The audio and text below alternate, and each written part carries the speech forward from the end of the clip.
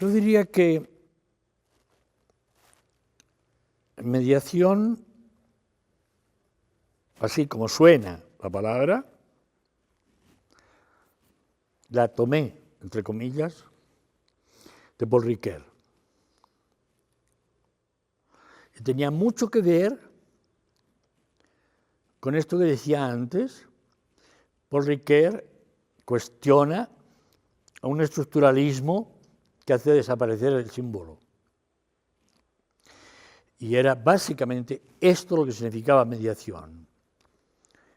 O sea, el signo es otra cosa. El signo es una señal, es un indicador. El símbolo está cargado de tiempo, memoria, historia, luchas. Y es solo cuando los signos se vuelven símbolos que aparece eso. Por tanto, la idea de mediación estuvo muy ligada a pensar contra los dualismos,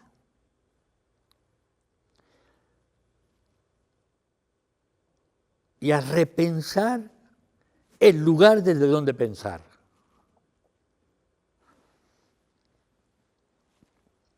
De hecho, en el libro, que el título que se pensó no era ese,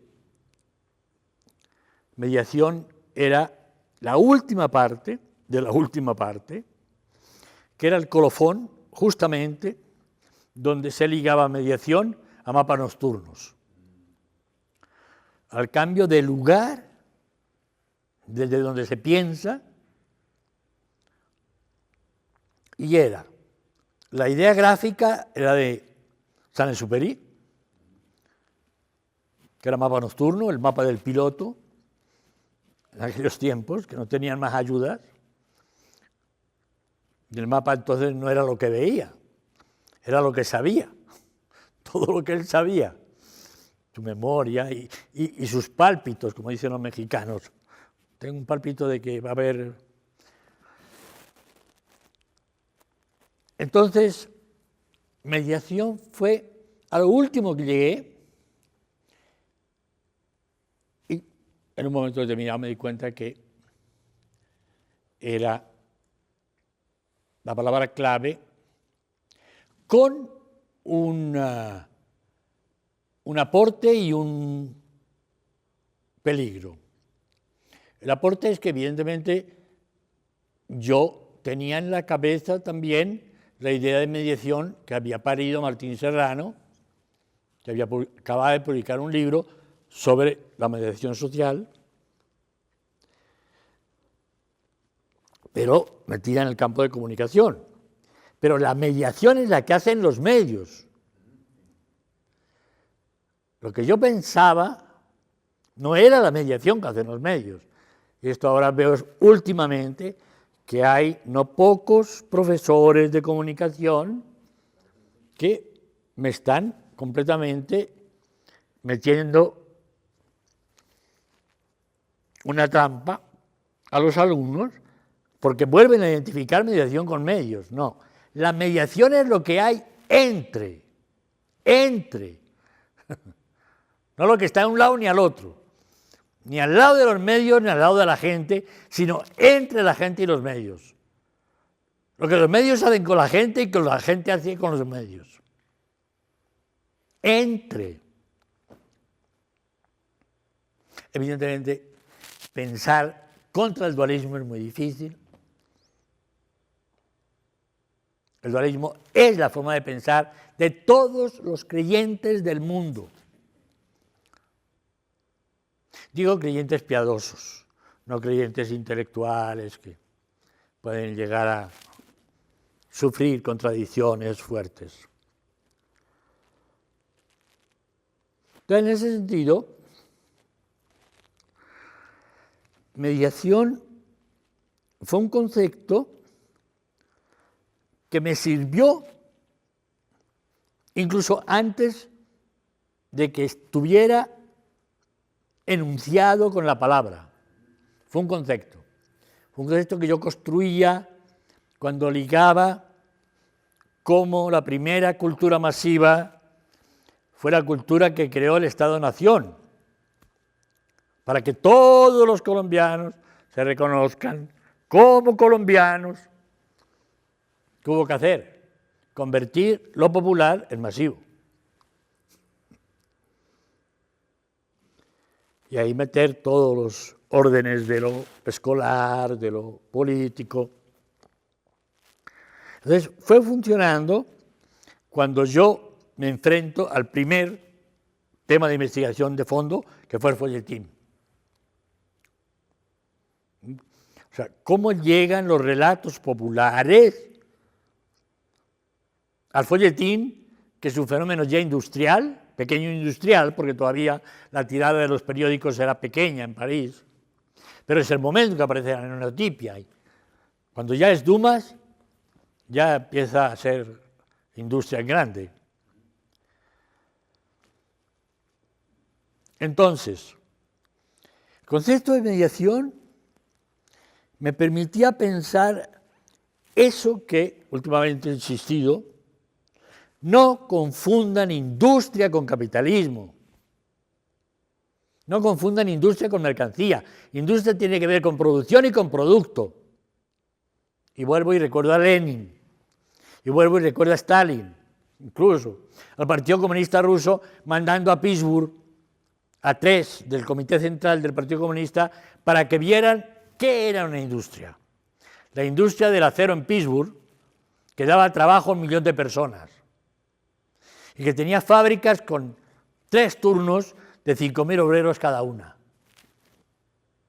Oiga, eso era la industria, eso es la industria.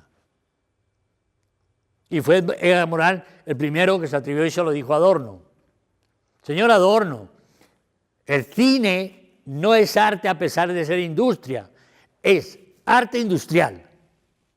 Es otra cosa, es otro arte, con miles de gentes, todas poniendo imaginación, otras poniendo el hombro, pero la creación final es de todo ese equipo, de montones de gente, que es Hollywood mismo, con su fábrica de cine. Sí, es una industria. Otra cosa es el sistema capitalista que hace con. Otra cosa es que nacieron por los mismos días. Pero no se pueden confundir. Lo mercantil no es lo industrial. Y de hecho hoy vemos cómo hay pequeñas y medianas industrias que son en gran medida alternativa a lo mercantil. Por supuesto, lo mercantil gana porque sabemos lo que hace. Entonces, mediación fue, primero, una posibilidad de pensar no dualistamente lo masivo, no dualistamente la relación de los medios con la gente y la gente con los medios. Eso que repetí tanto. La televisión funciona porque algo de lo que hay en la vida de la gente lo mete dentro de sus relatos y la gente se reconoce, pero a la vez lo mete, lo que tiene que ver con los relatos de la gente, con sus estéticas, porque con eso hace plata. O sea, si mucha gente lo oye, si mucha gente lo lee, si mucha gente lo ve, hace plata. Entonces lo mete porque hace plata, pero lo tiene que meter, si no, no hay éxito. Si la gente no se reconoce, no va. Primero eso. Y segundo, mediación me permitió pensar una serie de encrucijadas que habían sido muy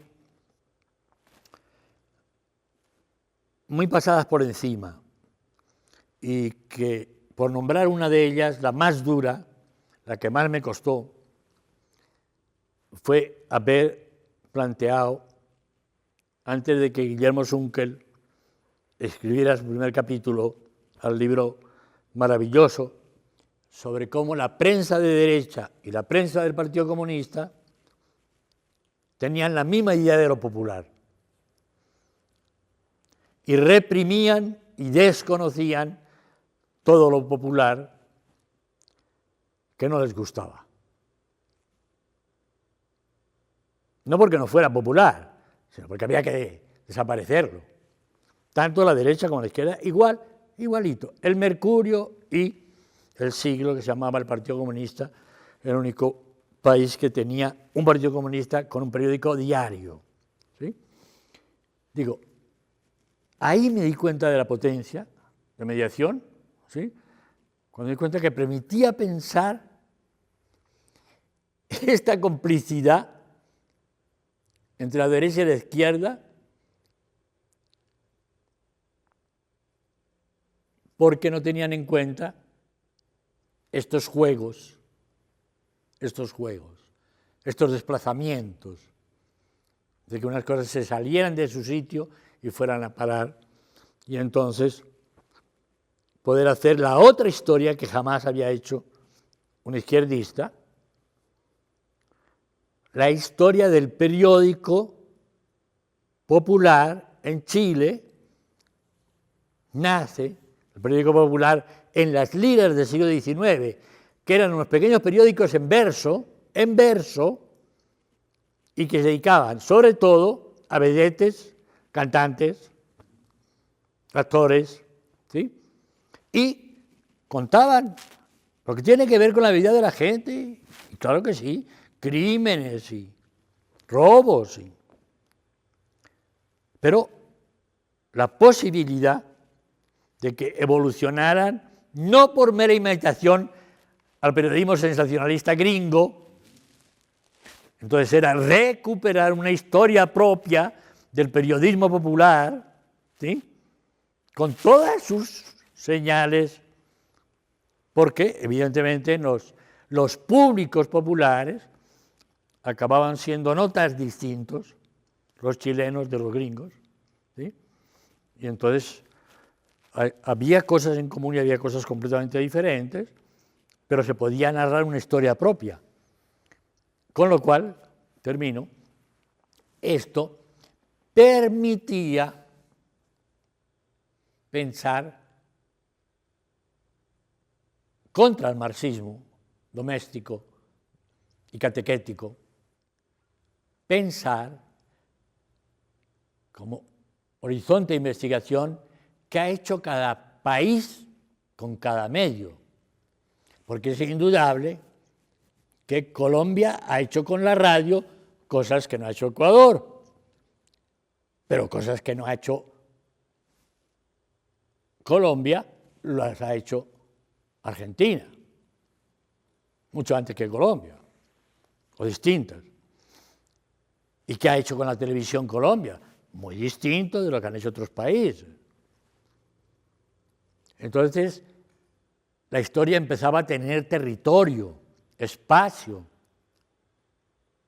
encarnadura propia, y no que todos los países de América Latina, como vivían la misma dependencia, vivían de la misma ideología, y por tanto, la ideología dominante es la que domina en todos los periódicos de América Latina. Perdón, no domina de la misma manera en el tiempo, en ese tiempo de entonces, que en Clarín, o no digamos en periódicos uruguayos o en periódicos chilenos. Eso era pensable en gran medida.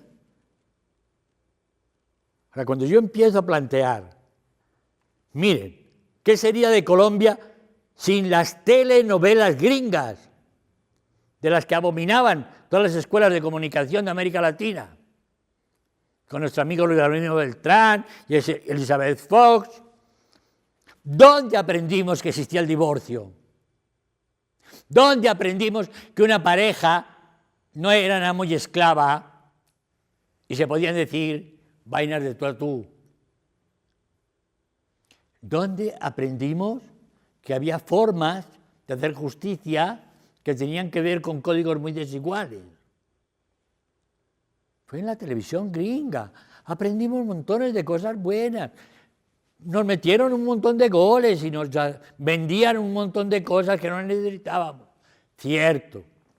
Pero también nos proporcionaron una idea de cotidianidad familiar moderna. No anarca,